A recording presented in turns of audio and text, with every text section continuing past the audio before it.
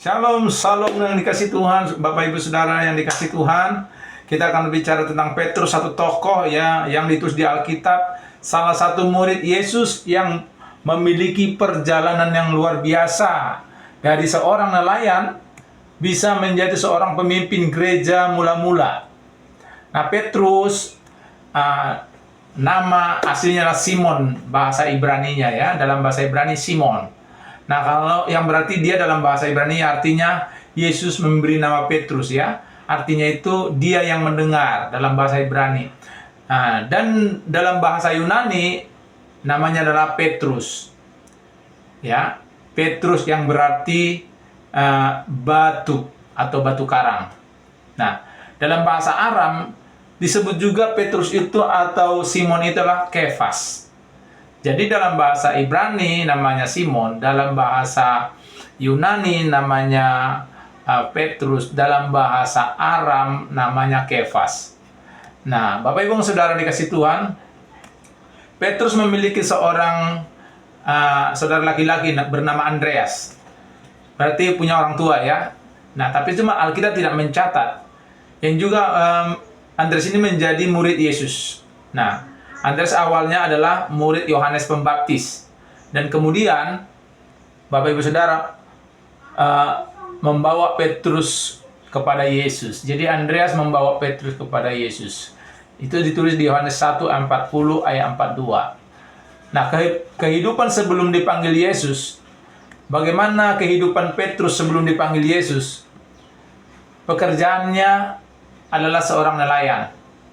Ia bekerja bersama saudaranya Andreas ya, serta Yakobus dan Yohanes, putra Zebedeus. Mereka memiliki usaha nelayan di Danau Galilea ya. Itu kemungkinan besar di kota Betsaida. Itu ditulis di Yohanes 1:4 ayat 44. Nah, tinggalnya Petrus ini adalah di Betsaida. Itu di kota kecil di tepi Danau Galilea. Tetapi ia kemudian pindah ke Kapernaum yang menjadi pusat aktivitas Yesus. Nah, pendidikannya, Petrus ini tidak memiliki pendidikan formal, Bapak Ibu dikasih Tuhan, di bidang agama maupun teologi. Seperti halnya pada Kisah Para Rasul 4 ayat 13. Dia mencatat bahwa Petrus dan Yohanes disebut orang biasa dan tidak terpelajar. Namun ia sangat mengenal, sangat paham betul namanya tradisi Yahudi dan kehidupan seorang sehari-hari seorang Galilea.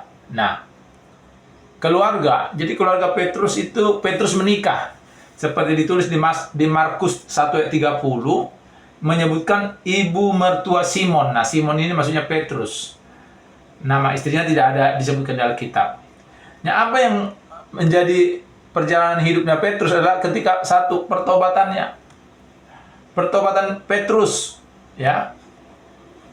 Petrus mengalami banyak pertobatan yang mendalam dalam beberapa tahap. Ya, tahap pertama, yang pertama ketika awal pertemuan Petrus dengan Yesus. Ketika itu Andreas membawa Petrus ke Yesus. Yesus langsung mengenalinya, ya, sebagai batu karang yang kelak akan menjadi dasar gereja. Kita paham betul hari ini, saat ini ada masih gereja yang dibangun berdiri teguh ya. Itu di mana gereja awal Petrus menjadi gembala di sana. Itu ditulis di Yohanes 1:42. Nah, Bapak Ibu yang dikasih Tuhan, yang kedua, tahap kedua adalah panggilan untuk mengikuti Yesus.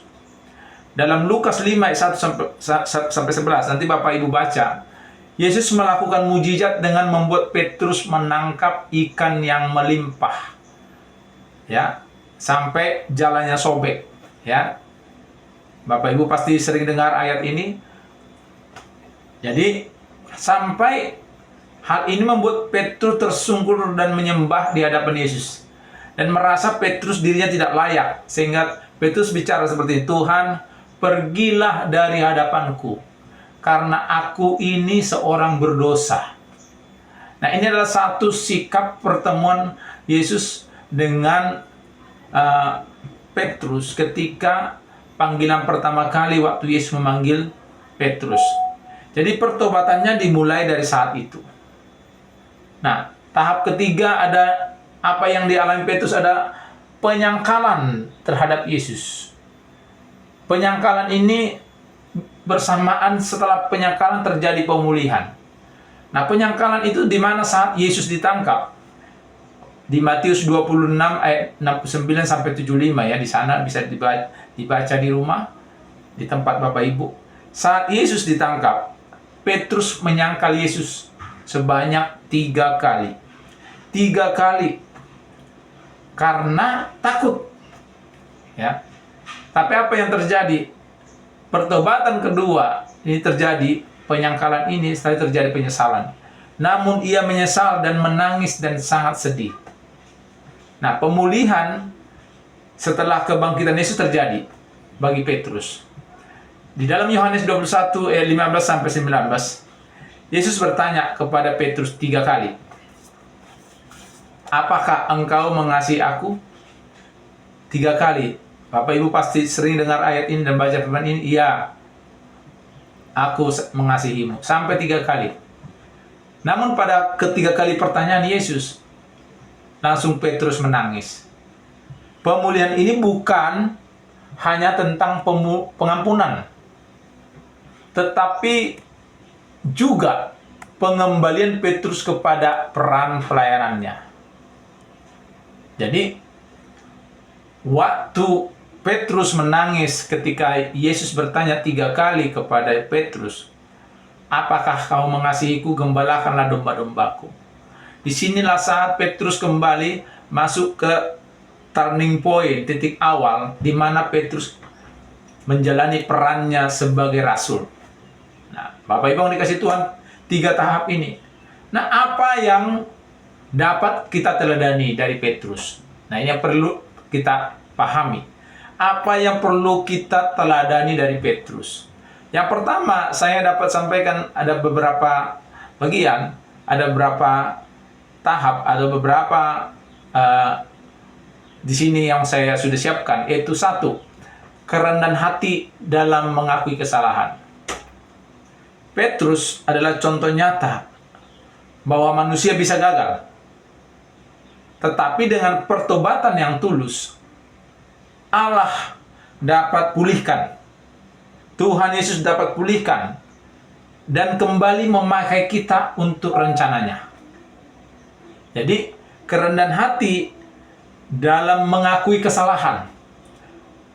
Contoh ini adalah menjadi teladan bagi kita, di mana Petrus sudah melakukan itu sebagai teladan bagi kita semua. Nah, yang kedua, keberanian dan ketaatan setelah pemulihan.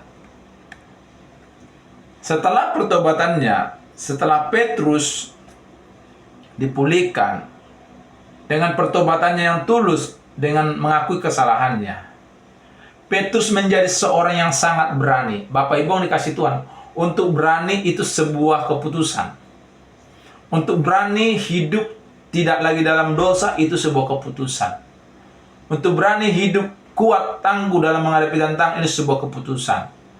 Nah, begitu berani Petrus ini bisa memimpin gereja mula-mula dan berkhotbah di depan ribuan orang.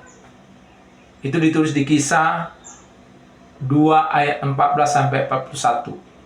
Bahkan Petrus yang tadinya menyangkal itu rela mati sebagai martir demi iman kepada Kristus Yesus. Yang kedua, keberanian itu perlu kita miliki dan ketaatan setelah pemulihan. Jadi keberanian dan ketaatan itu bekerja sama. Yang ketiga, iman yang bertumbuh. Meski awalnya impulsif dan mudah ragu ya. Contohnya ketika ia hampir tenggelam saat berjalan di atas air. Bapak Ibu ingat ya, waktu Yesus meminta dia berjalan di atas air. Waktu ia hampir tenggelam, ya, hampir tenggelam di atas air, Petrus menunjukkan bahwa iman bisa bertumbuh melalui pengalaman dengan Yesus. Jadi, di tengah keraguannya Petrus, tapi Petrus saat itu menunjukkan bahwa iman bisa bertumbuh melalui pengalaman dengan Yesus. Bukan saja hanya mendengar firman Tuhan, bukan saja hanya penderitaan atau penganiayaan, tapi di situ Petrus menunjukkan bahwa iman bertumbuh juga melalui pengalaman bersama Yesus. Yang keempat, yang terakhir, yang kita teladani dari Petrus adalah kasih kepada Tuhan dan umatnya. Kasih Petrus kepada Yesus terlihat jelas, Bapak Ibu yang dikasih Tuhan. Sangat jelas. Dalam kesetiaannya, setelah kebangkitan, dia radikal. Dia berani, radikal, taat pada kebenaran, kepada Kristus. Bahkan ia berani memutuskan menggembalakan jemaat. Ini salah satu bukti di mana Petrus, seorang yang terbukti mengasihi Tuhan, dia berani menggembalakan jemaat dengan penuh dedikasi.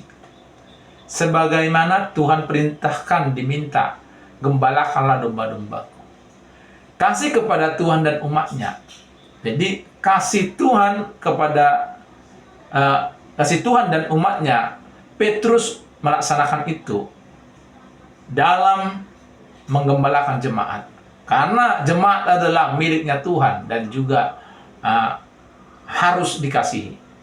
Nah, Bapak Ibu yang dikasih Tuhan, keempat hal ini yang kita teladani, yaitu pertama tadi kerendahan hati dalam mengakui kesalahan. Mari Bapak Ibu kita rendah hati, akui kesalahan kita terhadap sesama, terhadap Tuhan setiap hari jika kita melakukan kesalahan. Yang kedua, berani dan taat dalam melakukan segala apa yang diperintahkan oleh Tuhan. Yang ketiga, iman yang bertumbuh. Mari bangkitkan iman kita, bertumbuh. Yang ketiga, kasihi Tuhan dan kasihi sesama. Nah, kesimpulannya adalah Petrus ini adalah contoh bahwa Allah memanggil orang-orang biasa untuk tugas luar biasa. Saya ulangi lagi, Petrus adalah contoh bahwa Tuhan memanggil orang biasa untuk tugas yang luar biasa. Kehidupannya mengajarkan kita tentang pentingnya pertobatan, kasih karunia Allah, dan bagaimana kegagalan tidak perlu menjadi akhir cerita kita. Mungkin Bapak Ibu pernah gagal, bahkan lagi gagal, tapi jangan itu jadi akhir cerita hidup kita. Dari seorang nelayan Petrus nelayan biasa, Petrus yang penuh kelemahan, ya, Petrus menjadi batu karang yang kokoh dalam rencana Allah untuk gerejanya. Saya yakin dan percaya, Bapak Ibu yang dikasih Tuhan, semua saudara-saudara, seluruh pendengar yang mendengarkan video ini, kegagalan Anda hari ini bukan menjadi akhir dari hidup Anda. Hari ini Anda orang biasa, Tuhan pakai secara luar biasa untuk tugas yang luar biasa.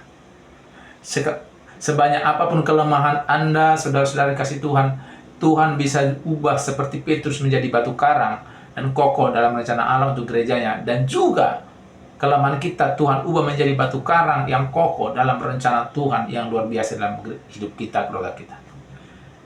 Tuhan Yesus memberkati. Mari kita berdoa. Terima kasih Tuhan, kami mendengarkan tokoh murid-Mu yang menjadi contoh bagi kami. Kami sudah dengarkan teladan-teladannya bahwa hari ini juga kami percaya dan yakin kami bisa Tuhan pakai. Tuhan pakai orang-orang biasa menjadi orang luar biasa untuk tujuan-Mu yang luar biasa di dunia ini. Berkati kami semua, terpujilah nama Tuhan Yesus. Biarlah kami membuka hati dengan kerendahan hati, meminta ampun setiap pelanggaran kami setiap waktu kepada Tuhan. Terpujilah nama Tuhan Yesus. Dalam nama Yesus kami berdoa, bersyukur, haleluya, amin. Tuhan Yesus memberkati.